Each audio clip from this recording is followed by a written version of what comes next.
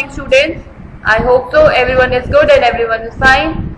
So in our previous lecture we have started off with this new chapter, which is political parties, and in that particular lecture we have talked about what are these basic political parties, why we call them these political parties, what is a particularly need of these political parties into a country, and what are their major functions, what were their major components, and why it is necessary to have these political parties in a country.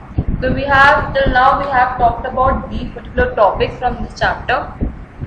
So today in this lecture 2 of chapter number 6, political parties, class 10, subject civics, the topics that we are going to be covering will be,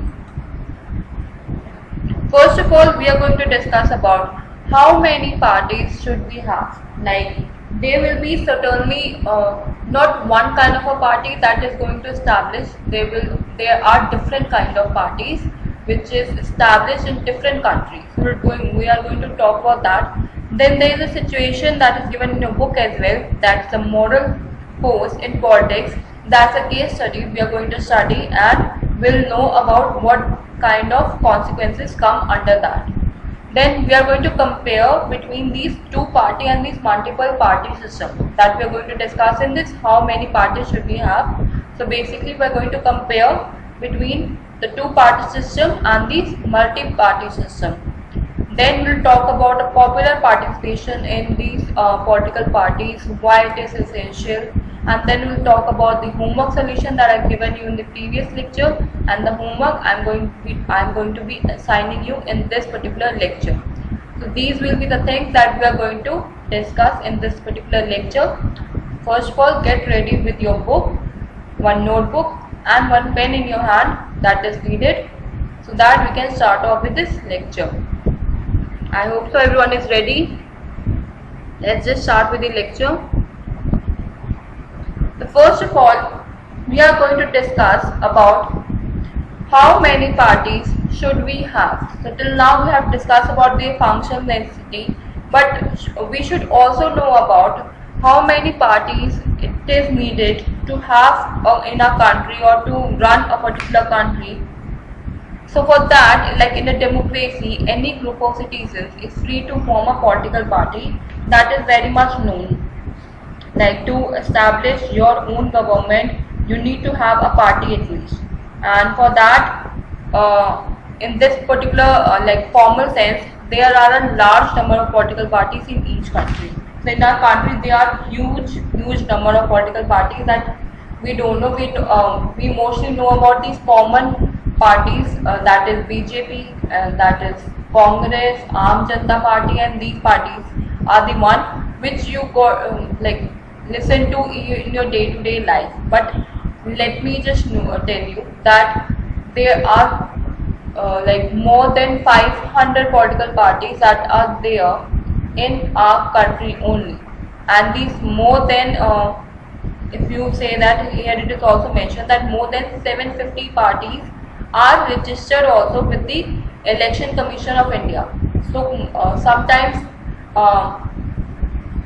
many of them are not even registered, but they want to form a party also. So they become the part of these like those who are the registered parties. So they can formulate their parties afterwards. So more than 750 parties are there who are registered with this Election Commission of India. But not all these parties are serious contenders in the election. But they can stand for these elections. They have a particular right. But many a times they are not the serious contenders, and they not are in the mind of the people whom they want to be governed as. So like Aam Janata Party was the exceptional one who came just like that, and it was there in the eye of people. So it takes a lot to cover up the attention of the audience, attention of the public. So majorly, not all of these parties are the serious contenders in our election system. Usually only a handful of parties are effectively in the race to win these elections and form the government here. Now in some countries, not only our country but in other countries as well, only one part is allowed to control and run the government. So here in some countries they follow one party system. Now what is one party system? Like in some countries only one party is allowed to control and run the government, and these are called the one party system. So you can mark that in your book as well. What are the one party system? In some countries where only one party is allowed to control and run the government, these are called the one party system. Like for example in China, only the Communist Party is allowed to rule there. Like in ninth also you have noted that in China only the Communist Party is allowed to rule. Although legally speaking people are free to form political parties, but if you see legally they have the authority to form their own political parties at any point of time, but it does not happen because of the electoral system does not permit free competition for power to them. It does mean that it does whatever is happening in these political parties and in the election commission, they don't have the free power to compete with each other for that particular power. So we cannot consider this one party system as a good option because it is not a democratic option. So whoever is following this one party system, it is not democratic in our sense. Why? Because there is no freedom, there is no democracy is basically giving a particular right to everyone out there, not just to a specific person, everyone out there to be a part of it. But here if you consider only one party system, it is not at all a good option because this is not a democratic option we can think of, and any democratic system must allow at least two parties to compete in elections and provide a fair chance for the competing parties to come to power. So if there will be no competitor in front of you, from whom you are going to compete it? So obvious reason is that there is not any kind of democratic system in one party system, and basically they don't allow them also to properly participate them in this competition to compete with the other parties. And if you want complete justice and a complete legally, we can see that it should be democratic way. There should be at least two parties to compete in elections and provide a fair chance for the competing parties and to have a particular power. तो obviously अगर आप एक race में हो और उसमें सिर्फ आप ही दौड़ रहे हो तो उसमें क्या फायदा? फायदा तो तब होता है जब आपके साथ कुछ कॉम्पिटिटर्स भी हो और वो आपके साथ इक्वली पावर में हो, और तब आप जीतो तो उस चीज की पावर लेने का एक अलग ही चीज सेंस होता है. Here they are talking about the same thing, like any democratic system which allows at least two parties to compete in elections and provide a fair chance for the competing parties to come to power here. Now in some other countries, power usually change between two main parties. Now sometimes in other countries, they change this particular system into a two-party system. Like several other parties may exist, they contest these elections, they take part in these elections and win a few seats in the national legislatures. But only the two main parties have a serious chance of winning the majority of seats to form the government. So here if you see that the two main parties in India are basically BJP and Congress. So अगर इनके पास same ही kind of power हो और इनके पास same ही kind of seats हो, so what they can do, they can have a two-party system. Basically what are these two-party system? In some countries power is shared between two main parties, and such party system is called two-party system, where two parties are collaborating with each other to attain the power. Like for example, they have taken here the United States of America and the United Kingdom are the example of two-party system here. So basically if we talk about the two-party system here, if we see power usually change between two main parties here. कोई भी दो party ले लो, अगर मतलब आपको आपके पास इतने seat है जो कि मेजॉरिटी के लिए काफ़ी नहीं है, लेकिन किसी और के पास उतने सीट्स हैं. So what they actually do, they collaborate with each other, these two parties, and they attain the power there with each other. So these several other parties may exist and they contest these elections, they take part in these elections and win a few seats in these national legislatures, but only the two main parties have a serious chance of winning the majority of seats to form government, and such a party system is called two-party system. And the United States of America and the United Kingdom are the examples of a two-party system.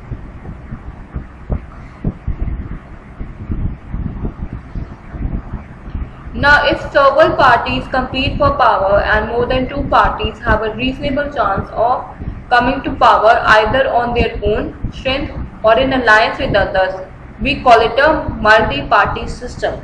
Now there is another kind of party as well, that is multi-party system. Now what happens in this multi-party system, if several parties they are competing for power and more than two parties are like reasonable chance of winning, we call it a multi-party system. Like in India we have a multi-party system where, since in this multi-party system they tend to offer more choices to the voters, and it is often considered better than the other party system we are having currently. So basically, if you see that they are giving chances to more and more parties here, and if in this competition that held, in this contest election that held there, if more than two parties have the reasonable chances of coming to power either on their own strength or in alliance with others. I mean, alliance with others means they can join hand with other parties as well to formulate their like party as a whole. So we call this system as a multi-party system. Thus in India we have a multi-party system, and in this system the government is formed by various parties coming together in the coalition. So basically here we are talking about if you see that in India, if there are major chances that कि BJP के पास भी कुछ अच्छी खासी seats मिलने के chance हैं, कांग्रेस के पास भी है, एनडीए के पास भी है. So now what they can do, if there are reasonable chances of coming power either on their own strength, अगर वो खुद से आते हैं तो अलग चीज़ है. If they are alliancing with others, that's a different thing. We call this particular system जिसमें दो से ज़्यादा parties involved होती हैं, that is a multi-party system. Now, thus in India we have a multi-party system only, and in this system the government is formed by various parties that are coming together in the coalition. And when these several parties in a multi-party system join hands for the purpose of contesting these elections and winning power, it is called an alliance or a front. So basically, I just told you about this alliance. What does this basically means? When several parties in a multi-party system join hands for a purpose of like taking part in elections and winning the power, it is the alliance or the front where they join the hands.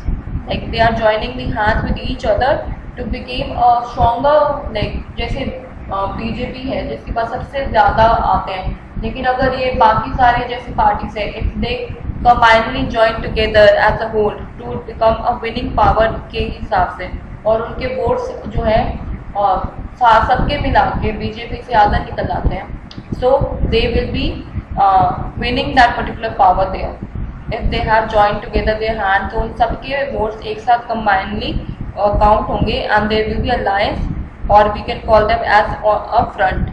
So for example, India, there were three such major alliances that happened in 2004 parliament election. It actually happened in India in 2004 parliament election, where the National Democratic Alliance, that is NDA, and the United Progressive Alliance, the UPA, and the Left Front are the ones who were being part of, they have come together to form an alliance there. And these multi-party system often appears very messy, and they lead to these political instabilities as well. And at the same time, This system allows a variety of interests and opinions to enjoy these political representation. So basically, in this multi-party system, it is sometimes it can be messy and it leads to some political instability, because if you join hands with another and in these alliances, obvious reasons are there कि झगड़े होने के बहुत ज़्यादा chances होते हैं, क्योंकि सबको पावर चाहिए यहाँ पे, और अगर आप साथ में साथ जोड़ भी रहे हो तो वो भी आप पावर के लिए कर रहे हो, तो अब एक पार्टी कहेगी कि हमें यहाँ पे ज़्यादा पावर चाहिए, कहीं कम, तो एक कॉन्सिक्वेंस बैठता ही नहीं है. एक lines completely in politics, it cannot be established without any differences. So basically there will be political instability, and at the same time the system allows a variety of interests and opinions to enjoy this political representation as well. Now if you see that, so which of these is better kind of the one? Perhaps the best answer to this very common question is that this is not a very good question, but party system is not something any country can choose. Like it evolves over a long time, and depending on the nature of society, its social and regional divisions, its history of politics, and its system of elections. So these cannot be changed very quickly there. Like in our country also, it took a long time to establish another party after Congress. Like Congress के बाद बहुत time बाद जब elections हुए थे तो BJP की सरकार आई थी बहुत टाइम बाद, and so that is why we it is going to be have its own phase, it is going to have its own time where we can say that this party system is not something any country can choose, and they can't choose any country कि मतलब ये वाली party हमारे लिए ठीक रहेगी, ये नहीं रहेगी. Everyone is having their own pros and cons. We can't say that like सबके positivity भी है, सबकी कुछ की negativity भी है, सबकी होती है. So it involves over a long time depending on the nature of the society that we see that कि which is going to be good for us socially, regional divisions के साथ is that, if we see the history of this politics as well, it's the kind of system of elections that continue. If it is good, it will not change. If it is not good, it is eventually going to change very quickly. Now each of these countries develops a party system that is conditioned by its special circumstances. Now every country is developing a party system that is conditioned by its special circumstances. Now what are these special circumstances?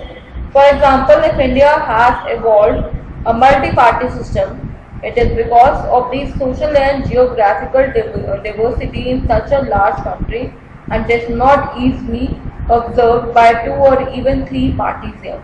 So no system is ideal for all the countries and for all the situations here.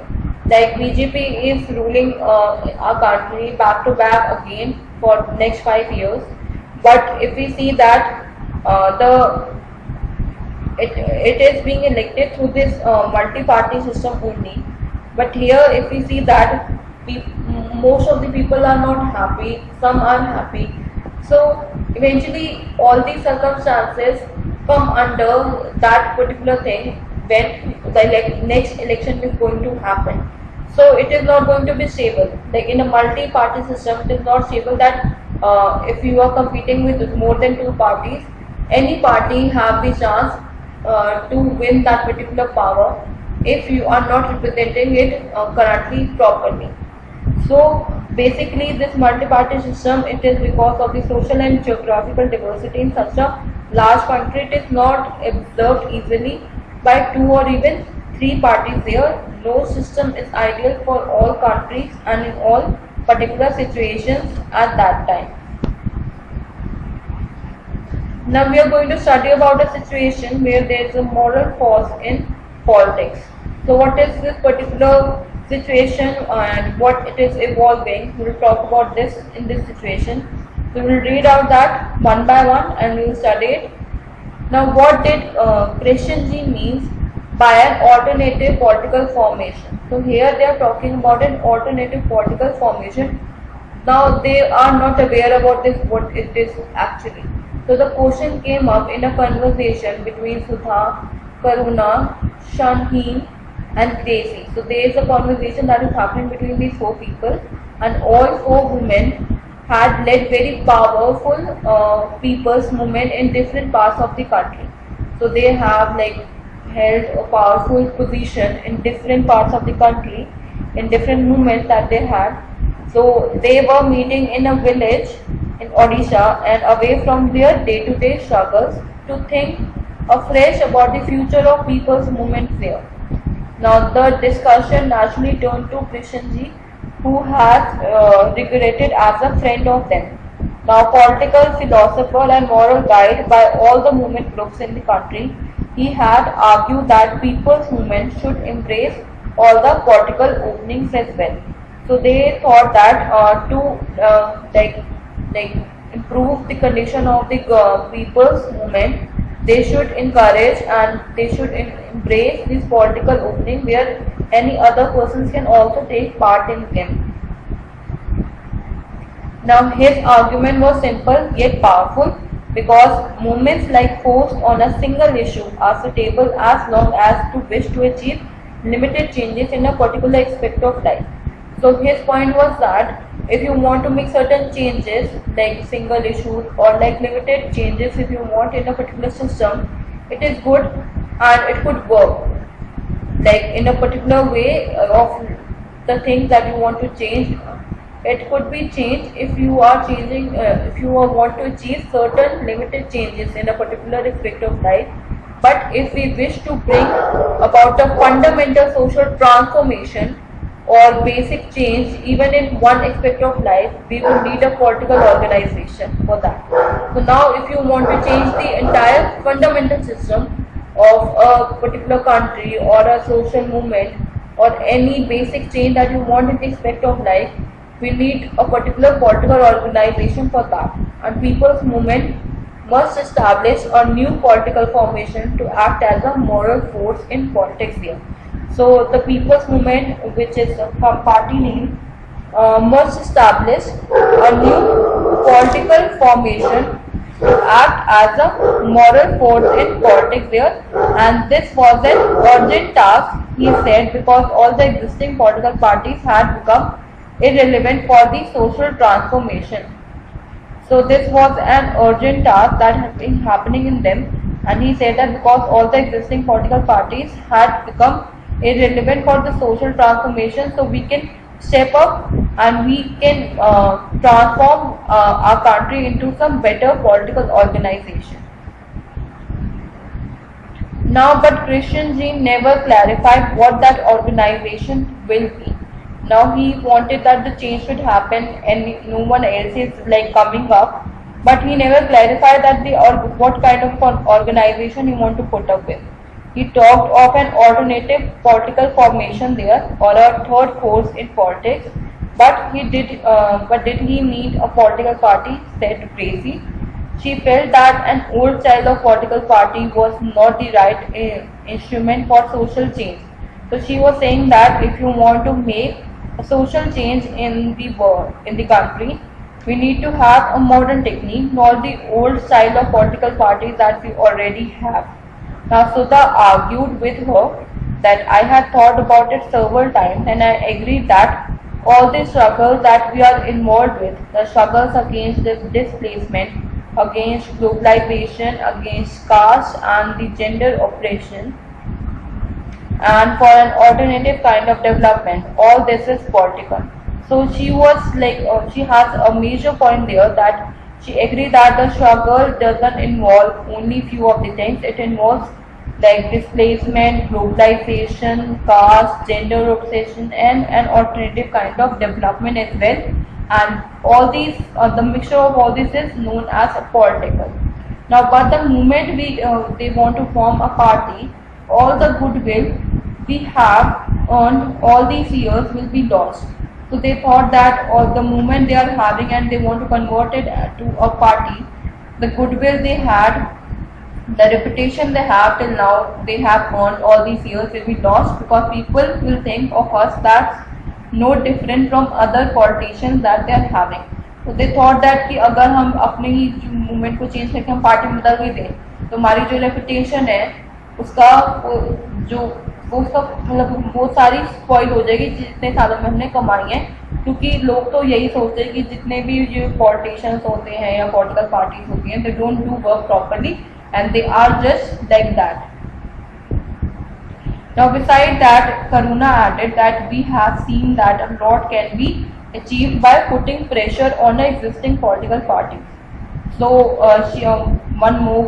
Karuna added here that we have seen that a lot can be achieved by putting pressure on these existing political parties, and we tried putting up candidates in panchayat elections, but the result were not very encouraging there. So the candidates in panchayat elections, they have seen that about this same way, but the results were not encouraging. People respect our work, they even adore us, but when it comes to voting, they go for the established political parties only.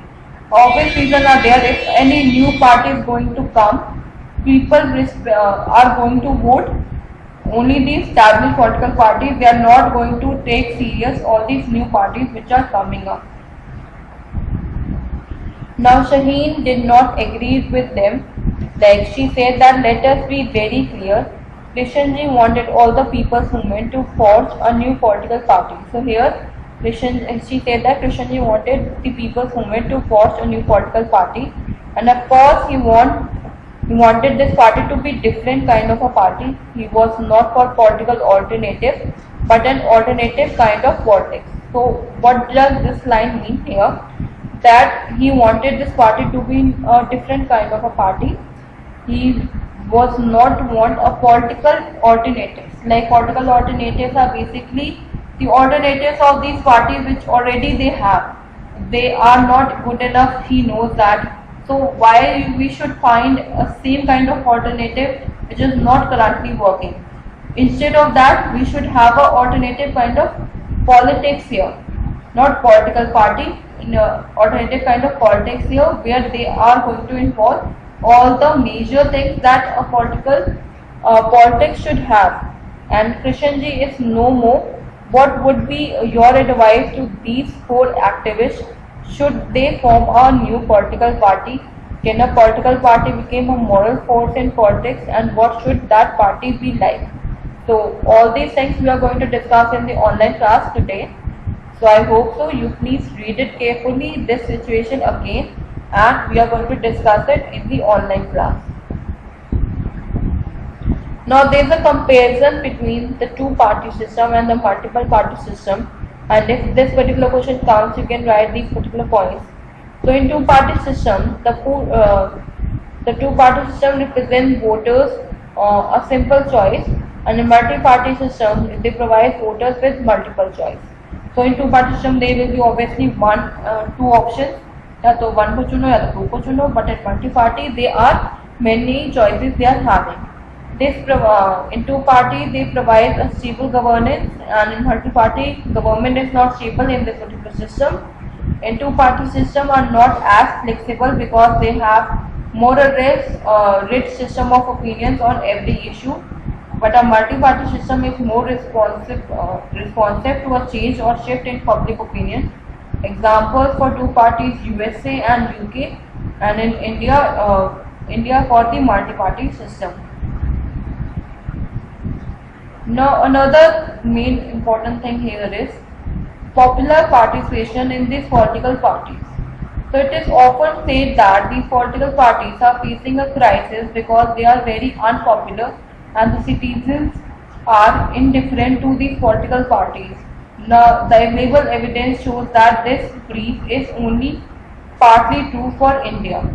So many of the people say that these political parties facing a lot of problems, then usually they show us, because they are unpopular, they don't have that kind of popularity, and the citizens also, they are having a indifferences between these political parties than the other parties they are having.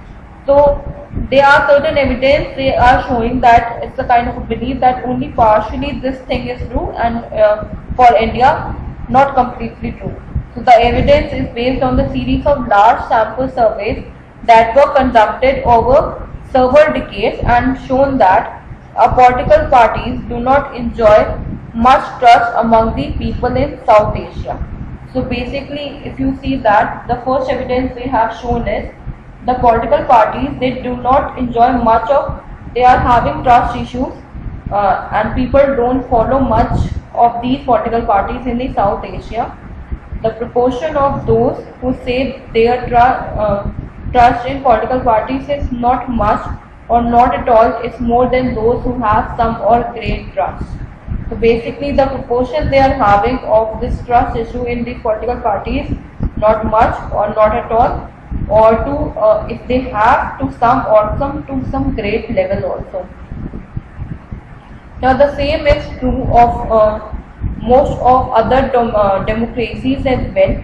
These political parties are one of the least trusted institutions all over the world. Now if you see in every democratic country we are having, these political parties doesn't have much of respect, and they are trusted very least, as a least institution all over the world.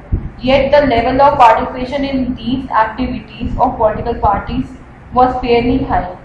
But still people don't trust them, people are still want to be a part of these political parties and their activities only, and they are having a very high rate in that.